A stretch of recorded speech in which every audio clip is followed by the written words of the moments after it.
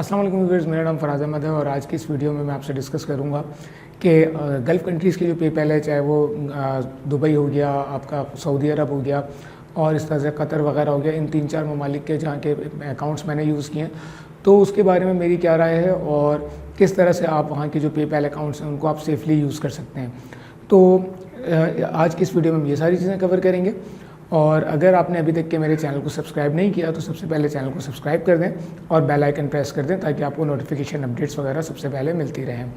तो चलिए चलते हैं आज की वीडियो की तरफ। बेसिकली आज की वीडियो को मैं डिवाइड कर रहा हूँ कुछ सेक्शंस में। लाइक एक आप जो है वो उसको रख लें सऊदी अरब, एक आप रख लें कतर और एक रख लें दुबई।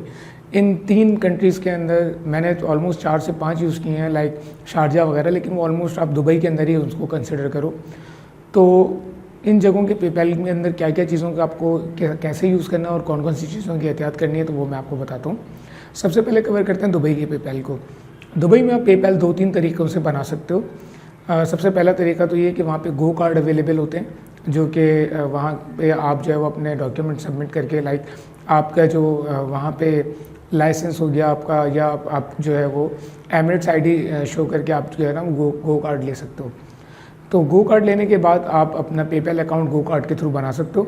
ये बिल्कुल ऐसे ही एक तरीका है जैसे कि आप VCC यूज़ करते हो, लेकिन क्योंकि एक फ़िज़िकल कार्ड होता है इसलिए ये एज़ कम्पेयर टू VCC ज़्यादा बेहतर होता है। और दुबई में रहने वालों को वहाँ से गो कार्ड बआसानी दस्तियाब है, तो आप वो गो कार्ड ले करके और अपना पेपैल अकाउंट दुबई में रहते हुए, अगर आपका कोई दोस्त वहाँ रहता है, अगर कोई जानने वाला रहता है, तो वो आपको बड़ी आसानी से बना के दे सकते हैं। क्यों दे सकते हैं बड़ी आसानी से बना के, वो भी मैं आपको बता देता हूँ। नंबर 1 ये कि उसके अंदर ना आपका यानी उसको जो भी आपका अकाउंट बना के दे रहा है उसको कोई ख़तरा नहीं है। लाइक अगर आप किसी रिश्तेदार को, किसी दोस्त को बोलते हैं कि यार प्लीज़ मुझे पेपैल अकाउंट दे दो, तो उसमें उसका बैंक पीछे अटैच है, उसके अंदर उसका कार्ड अटैच है। तो क्या होगा कि अगर फ़र्ज़ करें आपने $1000 का कोई फ्रीलांसिंग वर्क किया और उसके बाद आपने वो $1000 वहाँ से निकलवा लिए और कल को वो क्लाइंट आपको डिस्प्यूट मार देता है, तो क्या होगा कि जिसके भी पेपैल अकाउंट से आपने वो पेमेंट की होगी, वो उसके बैंक से $1000 की अमाउंट जो है वो पेपैल ब्लॉक कर देगा, अनलेस वो डिस्प्यूट रिजॉल्व नहीं हो जाता। अगर आपके फेवर में जाता है तो ठीक है, अगर आपके फेवर में नहीं जाता तो वो $1000 आप पूरे लॉस कर जाओगे। तो जब आप गो कार्ड की तरफ आते हो तो गो कार्ड एक प्रीपेड कार्ड होता है। आप उसमें जो भी अमाउंट होता है $50, $60 या 50 दिरहम या 60 दिरहम या 100 दिरहम, उतने अमाउंट का आप वो कार्ड लेते हो और उसके अंदर से वो अमाउंट पड़ा हुआ होता है जितने अमाउंट का वो कार्ड होता है। अब क्या होता है, जब आप उससे कोई भी अपना पेपैल अकाउंट बनाते हो तो उसमें क्योंकि पीछे कोई बैंक अटैच नहीं होता, जस्ट लाइक VCC होता है, तो इसलिए ये ख़तरा नहीं होता कि आपको कोई डिस्प्यूट आएगा तो पीछे से अमाउंट आपका ब्लॉक हो जाएगा, या आप कोई भी जो बंदा आपको अकाउंट बना के दे रहा है उसको किसी भी किस्म का कोई ख़तरा महसूस हो। इसमें इस तरह की कोई चीज़ नहीं होती, इसलिए ये मेथड सबसे ज़्यादा सेफ़ होता है। पेपैल बनाने के लिए सबसे बेस्ट मेथड दुबई के अंदर जो है वो आपका गो कार्ड है। गो कार्ड के कुछ एडवांटेजेस भी हैं और डिसएडवांटेजेस भी हैं। एडवांटेज तो यही है कि आपको पीछे बैंक अटैच नहीं करना पड़ता, तो इसलिए मेथड सबसे ज़्यादा सेफ़ होता है। दूसरी चीज़ ये होती है कि दुबई के अंदर बहुत सारी रिस्ट्रिक्शंस हैं। लाइक फॉर एग्जांपल, अगर आप किसी बैंक के थ्रू पेपैल अकाउंट बनाते हो और पीछे आपका बैंक अटैच होता है, तो क्या होगा कि जब ट्रांजेक्शन्स होंगी उसके अंदर और वो अमाउंट अगर आपके बैंक में जाएगा, फिर आपको वहाँ पे, अगर आप छोटी मोटी जॉब कर रहे हो, तो दुबई की जो अथॉरिटीज़ हैं वो आपसे, बैंक वाले क्वेश्चन करते हैं कि आपके पास पैसे कहाँ से आ रहे हैं, क्योंकि वहाँ पे फ्रॉड और एंटी मनी लॉन्ड्रिंग वगैरह के लॉज काफ़ी सख्त हैं। तो इसलिए वहाँ पे फिर आपसे सवाल होता है कि पैसे कहाँ से आ रहे हैं। फिर आपको वो तमाम डॉक्यूमेंट्स देना पड़ते हैं, तमाम चीज़ें बतानी पड़ती हैं कि भाई पैसे कहाँ से आए, किस तरह से आए, तो वो उन चक्करों में पड़ना पड़ता है। गो कार्ड की सबसे अच्छी बात यह है कि इसके अंदर इस तरह का कोई चक्कर नहीं होता।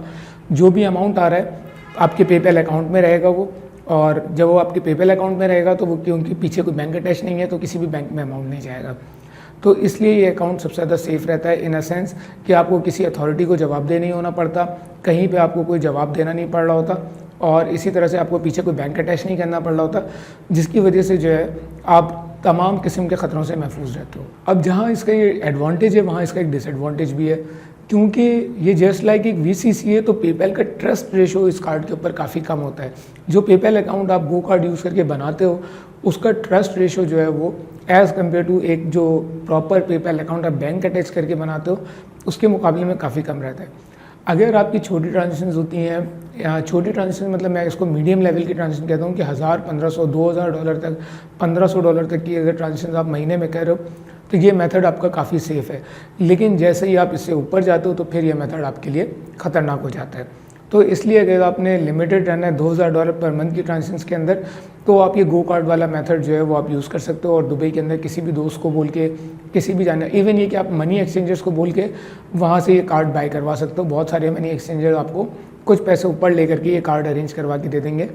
मैंने ग्रुप्स में 1-2 जगहों पे देखा है, तो जो कार्ड की ओरिजिनल वैल्यू होती है वो उससे आपसे 2 से 3 हज़ार रुपये चार्ज करते हैं ऊपर, और वो आपको वहाँ से गो कार्ड लेकर के उसकी तस्वीर खींच करके आपको दे देते हैं। इस तरह के आपको काफ़ी मनी एक्सचेंजर मिल जाएंगे मुख्तलिफ ग्रुप्स के अंदर। तो वहाँ से आप ये कार्ड लेकर के, और फिर अगर कोई भी जानने वाला है तो जिस तरह मैंने एक वीडियो में बताया था कि मैं स्प्लैशटॉप यूज़ करके पेपैल यूज़ करता हूँ, उस मेथड के तहत आप इसको बना सकते हो और इसको सक्सेसफुली यूज़ कर सकते हो। इसके बाद दूसरा मेथड आता है, उसमें आप बैंक अटैच करते हो।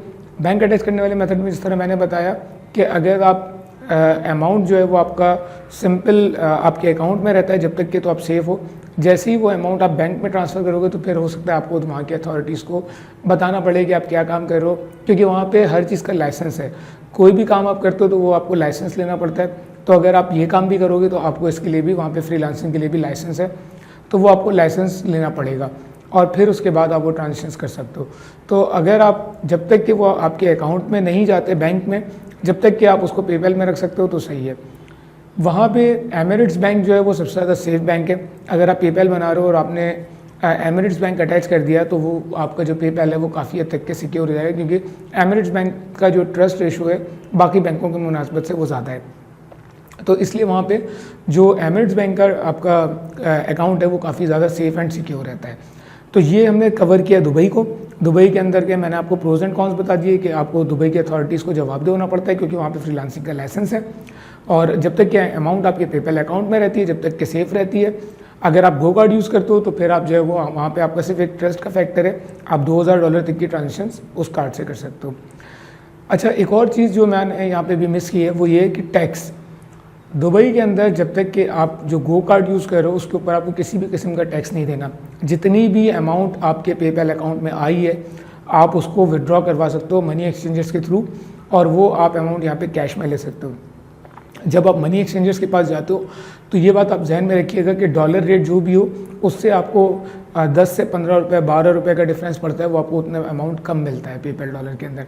यानी अगर इस वक्त 156 रुपीज़ डॉलर का रेट चल रहा है तो हो सकता है आपको एक्सचेंजेस 142 143 इस रेट तक के दें। अगर कोई मैक्सिमम दे तो 145 तक के दे सकता है, अदरवाइज़ वो आपको 10 से 15 रुपये के दरमियान का डिफरेंस जो है वो डॉलर के रेट में मनी एक्सचेंजर्स आपसे काटते हैं, जो कि उनकी अपनी अर्निंग होती है।